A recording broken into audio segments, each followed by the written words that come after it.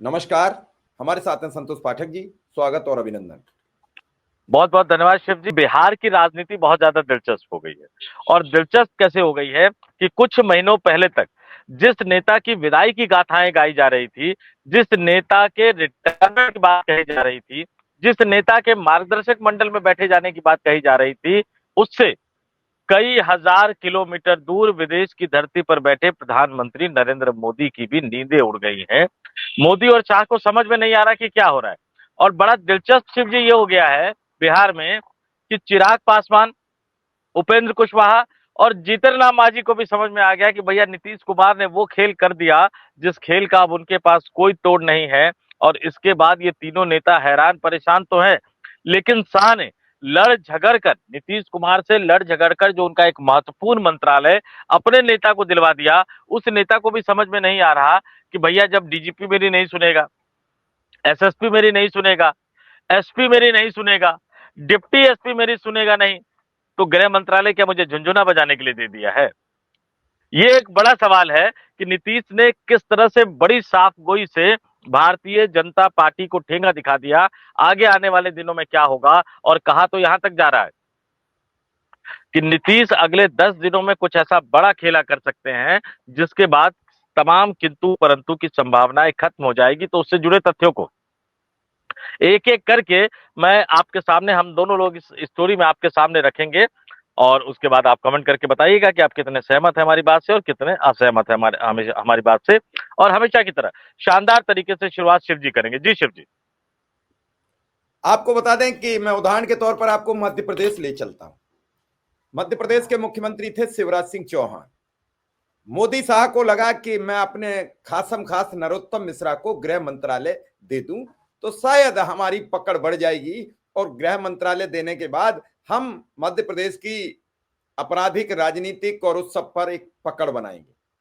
नरोत्तम मिश्रा को जब चार्ज दिया गया गृह मंत्रालय का, शपथ ग्रहण हो गई, गृह मंत्री बन गए, नरोत्तम मिश्रा पर यह चार्ज नहीं था। वो दरोगा से लेके डिप्टी एसपी तक का, एडिशनल एसपी से लेके एसपी तक का, डीजीपी तो बड़ी पोस्ट है, इन सब पोस्टों पर तैनात रहने वाले अधिकारियों को भी इधर से उधर नहीं कर सकते थे, क्योंकि डीओपीटी एक ऐसा विभाग है जो केंद्र में, लेकिन उसी के साथ विभाग सरकार, राज्य सरकारों में होती है सामान्य प्रशासन।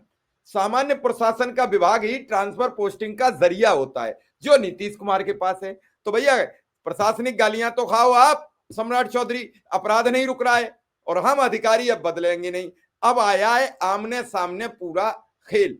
पूरा खेल क्या है, और इसी सवाल को लेकर मैं पहुंचूंगा संतोष पाठक जी के पास कि पूरा खेल ऐसा खेल दिया, काजल की कोठरी में घुसेड़ दिया है, बिना दाग लगे वापस नहीं लौटोगे, क्योंकि उसका नाम ही है काजल की कोठरी। तो ये जो गृह मंत्रालय का चार्ज दे दिया गया, गृह मंत्रालय दे दिया गया, ये पूरा एक सोची समझी रणनीति के तहत है।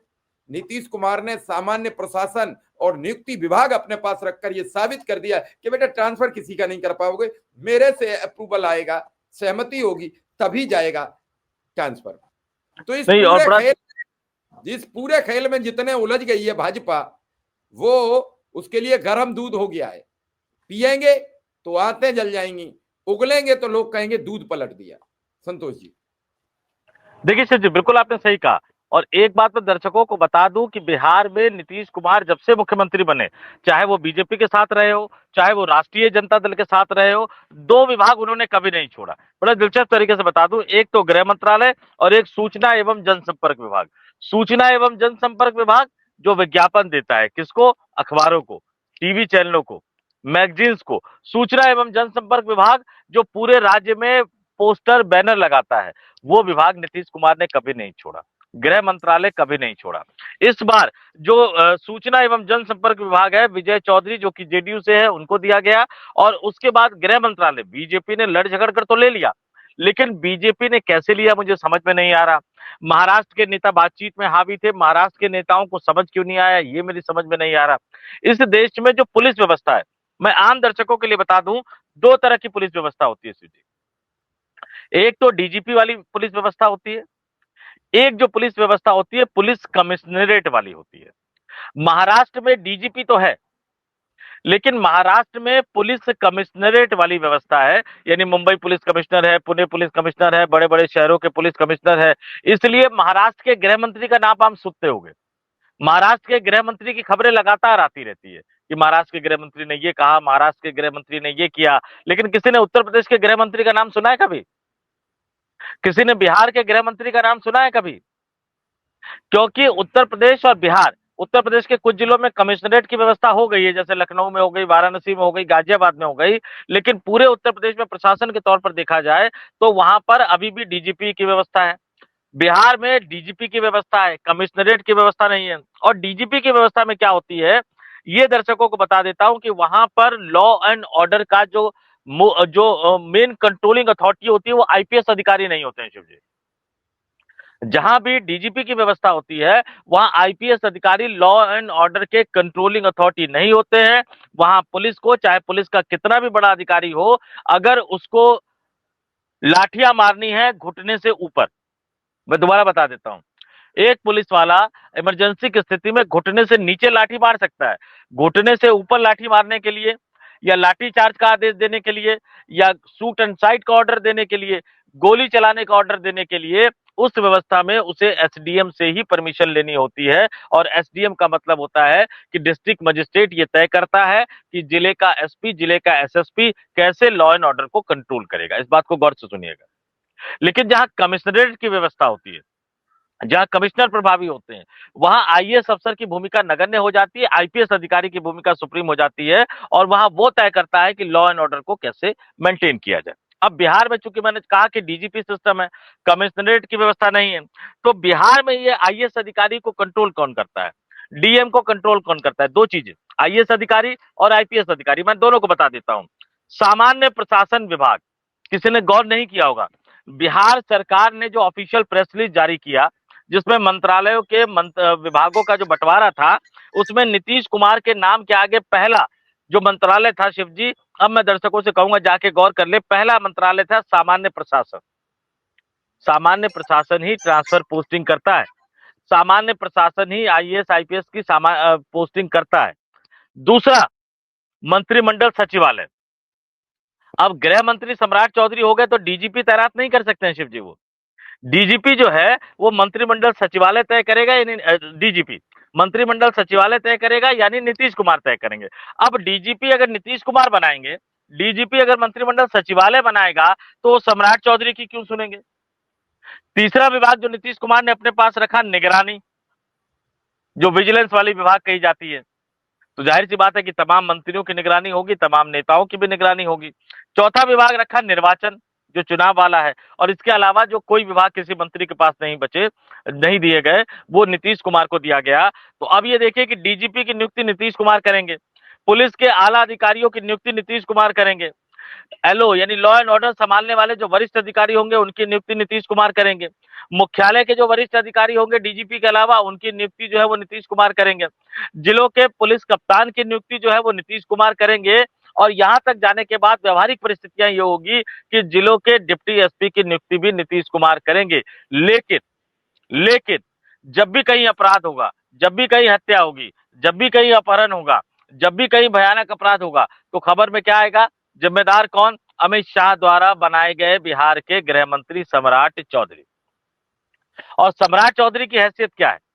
सीधे तौर पर अगर कहा जाए तो बिहार में जो हवा है, बिहार के लोगों में जो खबरें निकलकर सामने आ रही है कि अब सम्राट चौधरी के जरिए गृह मंत्रालय की जिम्मेदारी अमित शाह ही संभालेंगे शिवजीत। वो अमित शाह जो गृह मंत्री के तौर पर दिल्ली के बम ब्लास्ट को रोक नहीं पाए, वह गृह मंत्री अमित शाह जो गृह मंत्री के तौर पर जम्मू कश्मीर के पहलगाम में हुए आतंकवादी हमले को रोक नहीं पाए, क्योंकि जम्मू कश्मीर केंद्र शासित प्रदेश है और वहां के उपराज्यपाल केंद्रीय गृह मंत्रालय यानी केंद्रीय गृह मंत्री अमित शाह के अधीन है। अब वही अमित शाह जिस तरह से मनोज सिन्हा के जरिए वो जम्मू कश्मीर को चलाते हैं, जिस तरह से दिल्ली के उपराज्यपाल के जरिए वो दिल्ली को चलाते हैं, उसी तरह से अब वो अपने बिहार के गृह मंत्री सम्राट चौधरी के जरिए बिहार को चलाएंगे। यानी जब जब कानून व्यवस्था का मसला उठेगा, जब जब अपराध का मसला उठेगा, तो सम्राट चौधरी के साथ साथ उंगलियां जो है वो अमित शाह पर उठेगी, लेकिन सम्राट चौधरी कुछ कर नहीं पाएंगे। और मैंने कहा ये कैसे समझ में आ गया? जितन राम मांझी तो बोलने लग गए हैं कि कई बार एडजस्टमेंट करना पड़ता है, लेकिन ये उपेंद्र कुशवाहा को भी समझ आ गया। ये चिराग पासवान को भी समझ में आ गया। बिहार में जो सबसे बड़ी समस्या क्या है शिव जी? अवैध शराब, नहीं शराबबंदी। सुशासन, नहीं, एक सवाल मेरा ले लीजिए, सुशासन बाबू के नाम से विख्यात नीतीश कुमार अब सुशासन कैसे चलाएंगे? इसको दूसरे तरीके से देखिए कि सुशासन की व्यवस्था हो नहीं पा रही थी, तो अब ये सोचा जा रहा था कि पर्ची कहां फाड़ी जाए। तो जैसे ही पर्ची फाड़ने की नौबत आई और बीजेपी की तरफ से आया गृह मंत्रालय, तो एक शर्त भी रखी गई, वो शर्त मैं आगे बता दूंगा दर्शकों को। तो अब ये पर्ची फटेगी किस पे? सम्राट चौधरी पे। ठीकरा फूटेगा किस पे? सम्राट चौधरी पे। दूसरे शब्दों में कहूं तो सीधे सीधे अमित शाह पर फूटेगा। अब आ जाते हैं सहयोगियों की क्या हालत हो गई बिहार में आज की तारीख में। कोई माने या ना माने, कोई कहे या ना कहे, लेकिन थानों की आमदनी का सबसे बड़ा जरिया जो है वो अवैध शराब बन गया है। अब अवैध शराब है तो कहीं बनती होगी, कहीं से डिस्ट्रीब्यूट होती होगी, कहीं से बिकती होगी, कोई होम डिलीवरी का एजेंट होगा, किसी का मोबाइल नंबर होगा, वो इलाके का बड़ा आदमी होगा। बड़ा आदमी इन द सेंस कि उसको सकारात्मक रूप में मत लीजिएगा, इलाके का छटा हुआ बदमाश भी हो सकता है, इलाके का बदनाम नेता भी हो सकता है, वो लोग होंगे। अब उस सर्कल पर जब पुलिस कार्रवाई करेगी, भाई बीजेपी तो अपने नेताओं को समझा देती है कि थाने मत जाना, सिफारिश मत करना, बीजेपी बड़ी पार्टी है, बेचारे कार्यकर्ता डर कर सहम कर रह जाते हैं। यूपी में हम देखते हैं अच्छे अच्छे विधायकों की हिम्मत नहीं होती, सांसदों की हिम्मत नहीं होती कि वो फोन कर ले पुलिस वालों को, एसपी को या एसएचओ को। लेकिन सहयोगी दल तो छोटी पार्टी होती है। अब अगर चिराग पासवान अपने दो चार नेताओं को पुलिस से छुड़ा ना पाए तो कहां के नेता रहेंगे? उपेंद्र कुशवाहा छुड़वा ना पाए तो कहां के राष्ट्रीय लोक मोर्चा के अध्यक्ष रहेंगे? जीतन राम मांझी पुलिस के मामले में दो चार लोगों की मदद ना कर पाए तो कहां से बड़े नेता रहेंगे, पूर्व मुख्यमंत्री? अब होगा क्या कि वो नीतीश कुमार को कहेंगे या जनता दल यूनाइटेड को कहेंगे, तो कहेंगे अरे आप ही के तो बीजेपी वाले संभाल रहे हैं मंत्रालय, उन्हीं को दे दिया है, सम्राट जी से कहिए ना। सम्राट चौधरी के पास जाएंगे, वो फोन करेंगे एसपी को, एसपी कहेगा जी सर मैं करता हूँ, फोन रख देगा, उसके बाद करेगा नहीं, क्योंकि उसको पता है उसे हटा तो सम्राट चौधरी सकते नहीं है। उसे हटा कौन सकता है? मुख्यमंत्री हटा सकते हैं। तो वो मुख्यमंत्री कार्यालय से, मुख्यमंत्री सचिवालय से दिशा निर्देश का इंतजार करता रहेगा। और सहयोगी दल आलोचना किसकी करेंगे? देखो सम्राट चौधरी को कहा काम नहीं हुआ। अब सच्चाई तो सम्राट चौधरी जानेंगे अपने मन में, और किस तरह से नीतीश कुमार उनके साथ खेल रहे हैं वो जानेंगे। अब सहमति का फॉर्मूला, समझौते का फॉर्मूला, इसके बारे में जानना बहुत जरूरी है जी। नीतीश कुमार के पास जैसे ही गृह मंत्रालय वाली बात आई, उन्होंने अपनी एक गुगली फेंक दी कि ठीक है हमें तो मंत्रालय का कोई लालच नहीं है, आप तो चाहे तो कुछ भी कर सकते हैं। लेकिन इस बार हमारे कार्यकर्ताओं की इच्छा थी कि विधानसभा स्पीकर हमारा होता तो थोड़ा सा अच्छा होता। अब कैबिनेट की मीटिंग के टाइम तो तय हो गया है, लेकिन विधानसभा का विशेष सत्र होना है, एक प्रोटेम स्पीकर की नियुक्ति की जाएगी। वो प्रोटेम स्पीकर परंपरा के मुताबिक सभी विधायकों को, बिहार के नवनिर्वाचित 243 विधायकों को विधानसभा सदस्यता की शपथ दिलाएंगे। उसके बाद स्पीकर का चुनाव होगा, और स्पीकर के चुनाव में नीतीश कुमार जो है, अब वो अपनी इच्छा जता चुके हैं कि इस बार हम विधानसभा का अध्यक्ष अपनी पार्टी का चाहते हैं। अब नरेंद्र मोदी और अमित शाह के लिए परेशानी क्या है कि मुख्यमंत्री तो बना दिया, उनको लगता था कि अब नीतीश कुमार कुछ डिमांड नहीं रखेंगे, और जैसे ही उन्होंने गृह मंत्रालय की बात कही, नीतीश कुमार ने वो भी दे दिया। बीजेपी को लगा कि बम बम की सिचुएशन है, गृह मंत्रालय भी अपने पास आ गया है, और विधानसभा अध्यक्ष का पद भी अपने पास आ जाएगा, यानी पुलिस भी हाथ में और विधानसभा को चलाने वाले जो खेवनहार है वो भी अपने हाथ में। लेकिन हालत यह है कि नीतीश कुमार ने गृह मंत्रालय तो दिया, लेकिन सामान्य प्रशासन विभाग और नियंत्रण विभाग और निगरानी विभाग अपने पास रख लिया, और विधानसभा अध्यक्ष को लेकर वो अड़े हुए हैं कि विधानसभा अध्यक्ष हमारा होगा। और दर्शक कम कहे को ज्यादा समझ रहे हैं कि विधानसभा अध्यक्ष हमारा होगा तो फिर क्या होगा, क्योंकि याद दिला दूं 2015 का विधानसभा चुनाव, थोड़ा सा इससे भी पहले चले जाइए, 2010 का विधानसभा चुनाव, बंपर बहुमत 206 सीटें जीती थी एनडीए गठबंधन, लेकिन वो सरकार लंबे समय चल नहीं पाई, नीतीश कुमार का मन बदल गया। 2015 बंपर बहुमत से नीतीश कुमार और राष्ट्रीय जनता दल गठबंधन जीता, बिहार विधानसभा में राष्ट्रीय जनता दल सबसे बड़ी पार्टी के रूप में उभरी, लेकिन नीतीश कुमार उस सरकार को 5 साल नहीं चला पाए, उनका मन बदला, उन्होंने बड़े आराम से अपना साथी बदल लिया, लालू यादव की जगह भाजपा के उप मुख्यमंत्री बना दिए। 2020 का विधानसभा चुनाव, 2020 के विधानसभा चुनाव में भारतीय जनता पार्टी और जनता दल यूनाइटेड ने मिलकर चुनाव जीता, सरकार बनाई, लेकिन बीच में उनका मन डोल गया तो वो राष्ट्रीय जनता दल के साथ चले गए। फिर उनका मन डोल गया तो वहां विपक्षी इंडिया गठबंधन बनाकर वो धीरे से एनडीए गठबंधन के साथ आ गए, और फिर से एक बार वही कहानी दोहराई जा सकती है। 2025 का विधानसभा चुनाव, बंपर बहुमत, 200 का आंकड़ा पार, लेकिन अपने से ज्यादा बड़ी पार्टी यानी भारतीय जनता पार्टी, जब विधानसभा में जो संतुलन है, यानी भारतीय जनता पार्टी और जेडीयू के बीच में जो विधायकों का अंतर है वो सिर्फ 4 विधायकों का अंतर है। नीतीश कुमार भारतीय जनता पार्टी की सुप्रीमेसी को सिर्फ 4 विधायकों के बल पर, पिछली बार तो बहुत अंतर था, 43 जेडीयू के थे, 74 भारतीय जनता पार्टी के थे, लेकिन इस बार सिर्फ 4 विधायकों के बहुमत के आधार पर नीतीश कुमार बीजेपी की सुप्रीमेसी चलने नहीं देंगे, बीजेपी के आदेश को चलने नहीं देंगे। जाहिर सी बात है कि टकराव होगा, और टकराव होगा तो फैसला कौन करेगा? बिहार के विधानसभा अध्यक्ष करेंगे। और इस बीच एक और बड़ी खबर आ रही है शिव जी, पहले आप अपनी बात रख दे तो वो भी दर्शकों को मैं जरा बता देता हूं। बिहार की पॉलिटिक्स बड़ी गंभीर मोड़ पर चल रही है। सत्ता का बांट चूंट तो हो गया, हिस्सा बांट हो गया, लेकिन किसी ने फोकस ये नहीं किया। परिवारवाद की दुहाई देने वाले नरेंद्र मोदी कई मंत्रियों विधायकों के पुत्रों को शपथ ग्रहण करा के ताली पीट रहे थे। जिन पर भ्रष्टाचार के गंभीर आरोप हैं उन पर भी ताली पीट रहे थे, आशीर्वाद दे रहे थे। तो क्या ये भ्रष्टाचार का प्रमाण पत्र था, ये परिवारवाद का प्रमाण पत्र था, या फिर ये परिवारवाद सिर्फ लालू यादव, अखिलेश यादव और राहुल गांधी के लिए है, बाकी सबके लिए खुला हुआ है? अगर बात करें हम उपेंद्र कुशवाहा की, तो उपेंद्र कुशवाहा खुद राज्यसभा सांसद, पत्नी विधायक और बेटा बिना विधायक बने मंत्री बन गया। 202 विधायकों में कोई मंत्री पद के लायक नहीं था। उपेंद्र कुशवाहा ने अगर अपने 4 विधायक जिताए तो 4 विधायकों में कोई मंत्री के पद के लायक नहीं था। अरे पत्नी को बना देते। लेकिन यह सौदा हुआ चुनाव का, एक एक वोट का सौदा हुआ भारतीय जनता पार्टी से। उस सौदा को वसूली के लिए बिना चुने हुए बेटे को मंत्री बनाकर एमएलसी के पद की जो सौदा हुई थी उसे पूरी की जाएगी। जनता खुश है, लालोट है, क्योंकि उसे 10,000 मिल गए हैं। यह सबका फायदा हो गया, इस चुनाव में सबका फायदा हो गया। आरजेडी जो उनका गठबंधन था वो 1,90,00,000 वोट पहले भी पा चुका था, उसी के आसपास पा गया। जनता को 10,000 रुपया मिल गया 1.5 करोड़ महिलाओं को। बीजेपी की सरकार वापसी हो गई। जनता दल यूनाइटेड जो बहुत नीचे आ गया था 40 सीटों पर, वो एक बार बढ़ के फिर 85 सीटों पर पहुंच गया। बीजेपी अपना तमगा बरकरार रख रही, सबके फायदे हैं। हम अपनी सीटें बरकरार रखी। चिराग पासवान जो राजनीति में एक खोने जा रहे थे, उन्होंने अपनी वापसी कर ली है। उपेंद्र कुशवाहा जो अंधेरे में पड़े हुए थे, उन्होंने अपनी वापसी कर ली है। तो सबका फायदा हो गया। नुकसान हुआ किसका? नुकसान हो गया एक रूपम करके जो नेता हैं, महिला नेत्री हैं, उनका नुकसान हो गया। तेजस्वी का नुकसान हो गया। राजेश राम कांग्रेस के प्रदेश अध्यक्ष का। और सबसे बड़ा जो झटका लगा है वो पप्पू यादव को, जिस तरीके से उन्हें कल कांग्रेसियों ने घेर कर उनको जलील किया, बेइज्जत किया।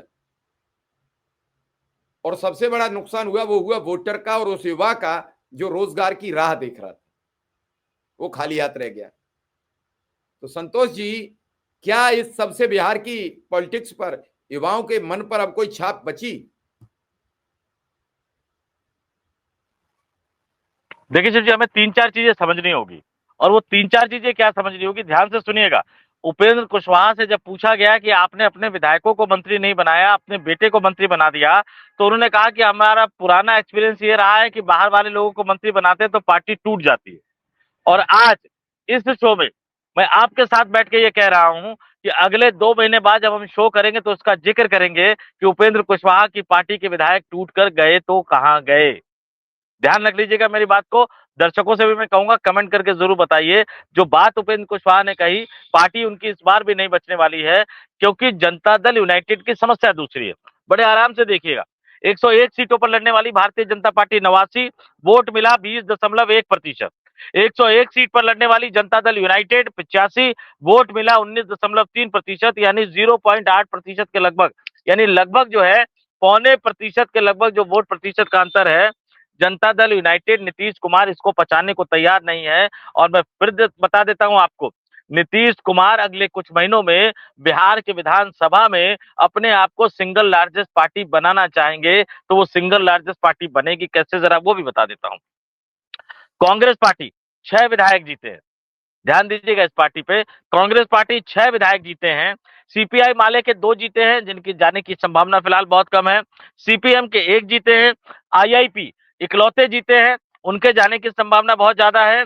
और इसके अलावा ओवैसी की पार्टी के 5, हालांकि वो नीतीश कुमार अपने पाले में वो नहीं लेना चाहेंगे, लेकिन लेकिन जिस दिन नीतीश कुमार एनडीए गठबंधन से विदा होने का मन बना लेंगे, उस दिन आप ये मानकर चल लीजिए कि उनके अपने सहयोगी यानी हिंदुस्तानी अवाम मोर्चा जीतन राम मांझी की पार्टी के जो 5 विधायक है और आरएलएम यानी राष्ट्रीय लोक मोर्चा उपेंद्र कुशवाहा की पार्टी के जो 4 विधायक है, इन सब पर नीतीश कुमार की नजर रहेगी। और नीतीश कुमार की पूरी कोशिश बहुत ज्यादा होगी कि जो उनका 85 का आंकड़ा है, उसको किसी भी तरह से वो 97, 98, 99 के आंकड़े से पार पहुंचाए। और गृह मंत्रालय भले ही बीजेपी के पास आ गया हो, लेकिन अधिकारी नीतीश कुमार के हैं।